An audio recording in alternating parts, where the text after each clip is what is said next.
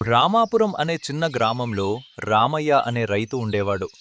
అతని భార్య లక్ష్మి చాలా తెలివైన ఇల్లాలు. గ్రామంలో అందరూ ఆమెను గౌరవించేవారు. ఒకరోజు లక్ష్మి, ఈ ఏడాది పంట బాగా వచ్చింది. మనకిప్పుడు డబ్బు వచ్చింది. అవును, కానీ డబ్బు వచ్చినప్పుడు ఇంకా జాగ్రత్తగా ఉండాలి.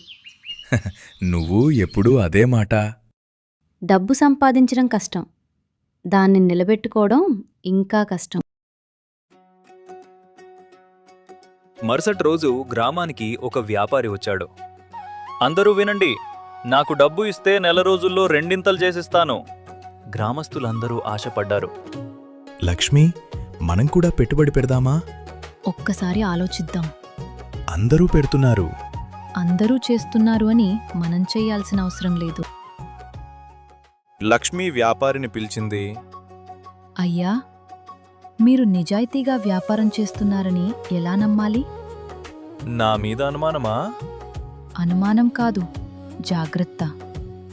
నేను పెద్ద వ్యాపారిని. అయితే ముందు ఈ గ్రామంలో పేదవాళ్లలో ఒకరికి మీ డబ్బుతో సహాయం చేయండి. తర్వాత మేము పెట్టుబడి పెడతాం. వ్యాపారి మాట తిప్పాడు. అయ్యో, ఈమె ఎన్ని ప్రశ్నలు అడుగుతుంది. మనం ఇప్పటికే డబ్బు ఇచ్చేశాం. రామయ్య కొంచెం ఇబ్బంది పడ్డాడు. లక్ష్మి, అందరూ మనల్ని చూసి నవ్వుతున్నారు. ఈరోజు నవ్వుతారు, రేపటి రోజు నిజం వాళ్లకే తెలుస్తుంది. ఒకరోజు ఉదయం వ్యాపారి కనిపించలేదు. డబ్బాంతా తీసుకొని పారిపోయాడు. గ్రామమంతా ఏడుస్తుంది. అయ్యో, మన జీవితపు పొదుపు పోయింది. ఏం చేద్దాం ఇప్పుడు?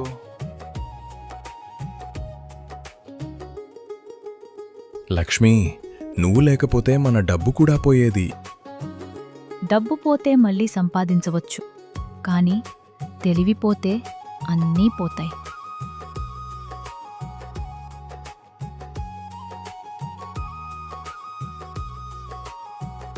కొన్ని రోజుల తర్వాత ఒక బంగారు గొలుసు ఇంటి ముందు కనిపించింది. లక్ష్మి, బంగారం దొరికింది. అది మనది కాదు. ఎవరు చూడలేదే లక్ష్మి? వద్దు అండి, దేవుడు చూస్తాడు. ఆ బంగారం దొరికిన విషయం ఆమె గ్రామంలో ప్రకటించింది. కొద్దిసేపటికి ఒక వృద్ధురాలు ఏడుస్తూ వచ్చింది. అమ్మా, నా గొలుసు పోయింది. మీకేమైనా కనిపించిందా? ఇదిగో అమ్మా, మీ గొలుసు. వృద్ధురాలు ఆనందంతో ఏడ్చింది. గ్రామ పెద్ద అందర్ని పిలిచాడు. లక్ష్మి లాంటి ఇల్లాలు ప్రతి ఇంట్లో ఉంటే ఆ ఊరికి కష్టం అనేది రాదు. ఆ వ్యాపారి పట్టుబడ్డాడు. పోలీసులు డబ్బు తిరిగి తెచ్చారు.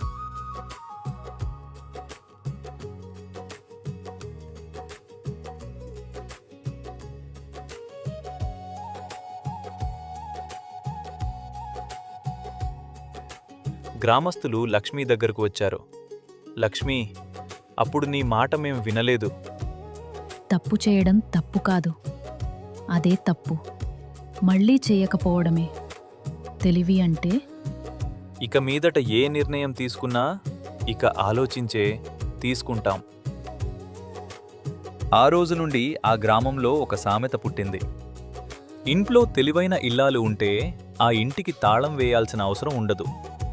రామయ్య చిరునవ్వుతో భార్యను చూసి, లక్ష్మి, నేను పొలం దున్నడానికి పొలంకు వెళ్తాను.